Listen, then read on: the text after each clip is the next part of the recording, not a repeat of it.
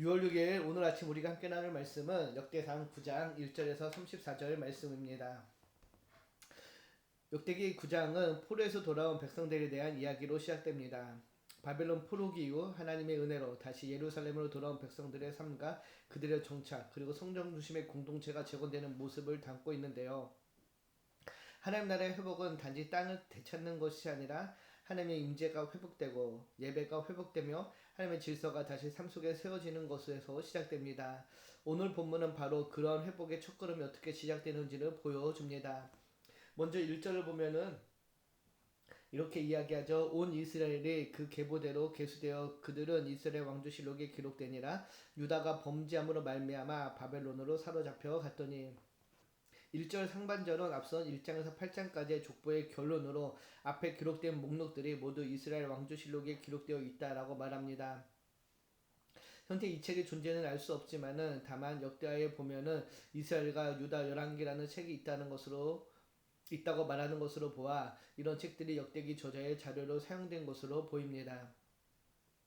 포로 이후 공동체는 단순히 유다와 베냐민 지파뿐만 아니라 온 이스라엘 후손이 함께하는 회복의 공동체임을 역대 기자는 분명히 밝히고 있습니다.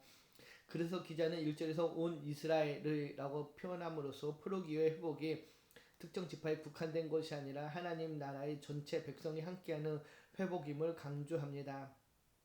이렇게 그들이 포로의 긴 암흑의 시간을 보내었던 이유가 무엇인가요? 1절에서 분명히 밝히는데요. 바로 유다가 범죄함으로 말미암았다라고 이야기하죠. 유다가 범죄함에 바벨론으로 사로잡혀갔다라고 이야기합니다. 포로가 된 것은 하나님의 심판이었습니다. 하나님은 그분의 백성의 죄를 결코 가벼이 여기지 않으십니다. 역대기 저자는 이 짧은 한 구절을 통하여서 하나님의 공의와 징계를 선포하며 이스라엘 백성의 그 바벨론의 포로는 하나님의 공의와 정의의 실현이었음을 알려주고 있습니다. 그러나 그것이 끝이 아니었죠. 하나님께서는 여전히 그 백성을 기억하고 계시며 그들에게 회복의 은혜를 베푸셨습니다. 바벨론 포로라는 절망적인 문장 속에서도 소망의 실마리를 보게 된 것이죠. 왜냐하면 하나님께서는 회복을 준비하고 계셨기 때문이며 그들의 후손들을 다시 하나님 나라의 땅으로 돌아와 하나님 중심으로 새로운 삶을 시작하게 하셨기 때문입니다. 우리 인생에서도 넘어짐과 징계 시간이 있습니다. 그러나 하나님의 목적은 징계 자체가 아님을 기억해야 될 것입니다. 하나님의 목적은 회복과 새 시작이 있음을 기억하시고 돌이켜 회개함으로 하나님께 나아가는 우리 모두가 되어야 될 줄 믿습니다. 그리고 이어지는 2절을 보면은 이렇게 이야기하죠. 그들의 땅 안에 있는 성읍에 처음으로 거주한 이스라엘 사람들은 제사장들과 레위 사람들과 느디딤 사람들이라. 하나님의 심판으로 포로된 유다 백성이 귀환하여 재정착한 것은 오직 하나님의 섭리였습니다. 그리고 이어지는 2절은 포로에서 돌아와 예루살렘에 거한 사람들의 명단이 기록되어 있는데요. 이들이 누구인가요? 바로 이스라엘 사람들, 제사장들, 레위 사람들, 그리고 느디님 사람들입니다. 2절을 개역개정을 보면은 이스라엘 사람들은 이라고 해서 그 이하에 나오는 제사장들과 레위 사람들 그리고 느디님 사람들을 수식하는 것처럼 보이지만은 그러나 원어를 직역하면은 제일 먼저 그들 성읍에 그들 소유에 거주한 사람들은 이스라엘 사람, 제사장들, 레위 사람들 그리고 느디림 사람들입니다 라고 번역할 수 있습니다. 즉 이스라엘인들이 제일 먼저 정착했음을 알려주는데요. 그래서 2절의 세 번역을 보면은 맨 처음 자기들의 소유지에 돌아와서 살림을 시작한 사람들은 이스라엘 사람과 제사장과 레위 사람과 성전 막 일꾼들이다 라고 번역을 합니다. 귀환자 대부분은 자신들의 고향 소유지에 재정착했던 것으로 보입니다. 이스라엘의 출애굽 후 가나안에 분배하던 기업에 정착했듯이 후손들 역시 바벨론에서 돌아와 이뤘던 그들의 기업을 되찾고 거기에 정착한 것으로 보입니다. 그리고 이어지는 3절에서 34절은 예루살렘에 정착한 사람들의 명단을 보여주는데요. 3절을 보면 이렇게 이야기합니다. 유다 자손과 베냐민 자손과 에브라임과 므낫세 자손 중에서 예루살렘에 거주한 자는 이라고 소개를 하죠. 예루살렘에 정착한 명단은 정착자의 헌신을 상기하고 이스라엘이 예루살렘과 성전 중심의 연합체가 되기를 고취하는 이유에서 기록되어 있습니다. 먼저 3절에서 9절은 예루살렘에 정착한 일반 백성들의 명단인데요. 유다와 베냐민 자손, 에브라임과 므낫세 자손을 정착자들로 소개합니다. 이러므로써 이스라엘이 귀환과 정책을 12지파의 전체에 적용하는데요. 그러나 병행구전인 느헤미야를 보면은 유다와 베냐민 지파만을 정착자로 소개합니다. 상충되어 보이지만은 역대기 기자는 소수인 북이스라엘 지파의 귀한 자들을 포함시킴으로써 이스라엘의 완전한 연합과 회복의 성취를 기대하며 고대하고 있음을 보여줍니다. 그리고 이어지는 10절 이하의 말씀을 보면은 성전 봉사자들의 명단이 기록됩니다. 앞선 일반 백성보다 성전 종사자들의 명단에